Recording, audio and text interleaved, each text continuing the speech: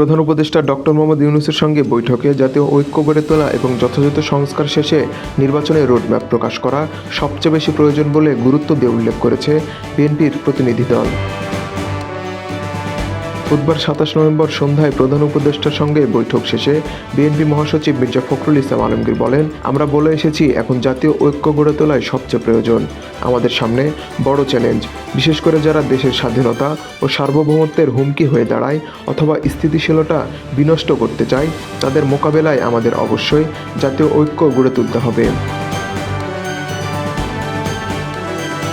তবে সেই সঙ্গে দ্রুত নির্বাচনী রোডম্যাপ প্রকাশের আহ্বানও জানিয়েছেন তিনি আরও জানান, জনগণের দুর্ভোগ, বিশেষ করে দ্রব্যমূল্যের ঊর্ধ্বগতি নিয়ে আলোচনা হয়েছে।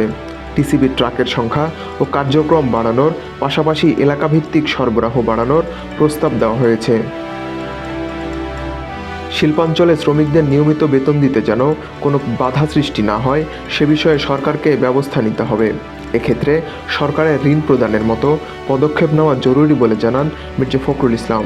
এছাড়া আরও বলেন, ইউনিয়ন পরিষদগুলো অধিকাংশই ফ্যাসিস্ট সরকারে চাপিয়ে দেওয়া নির্বাচনের মাধ্যমে গঠিত হয়েছে। সিটি কর্পোরেশন ভেঙে দেওয়ার মতো ইউনিয়ন পরিষদগুলোও ভেঙে দিয়ে নতুন নির্বাচনের আয়োজন করা উচিত।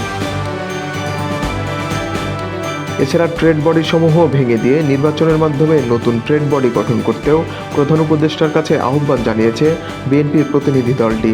বুধবার দুপুরে মির্জা ফখরুল ইসলামের নেতৃত্বে বিএনপির ৫ সদস্যের প্রতিনিধি দল দেশের চলমান পরিস্থিতি নিয়ে ডক্টর মোহাম্মদ ইউনূসের সঙ্গে সাক্ষাৎ করতে তার বাসভবন যমুনায় যান।